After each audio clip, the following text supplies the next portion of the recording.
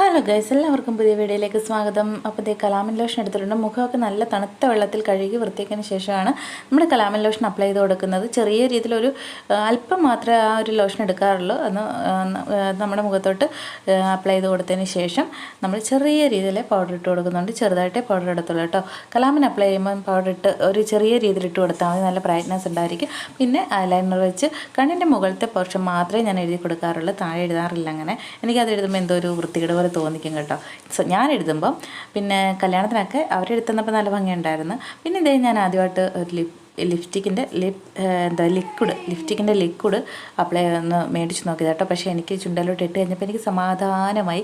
എനിക്ക് ചേരുന്ന കളറല്ല എന്ന് എനിക്ക് മനസ്സിലായി കേട്ടോ. പക്ഷേ നമ്മൾ ആദ്യമായിട്ട് മേടിക്കുമ്പോൾ ചിലപ്പോൾ ഒരു പോരായ്മയൊക്കെ പറ്റുമല്ലേ. എന്തായാലും ഒരു ഒരു കളർ ഞാൻ സെലക്ട് ചെയ്യും. പിന്നെ ഒരു വിധം ഒപ്പിച്ച് ഞാൻ തേച്ച് പിടിപ്പിച്ച് ഈ ഒരു ഇതിലാക്കി കുറേയൊക്കെ തേച്ച് കളയുകയൊക്കെ ചെയ്തു.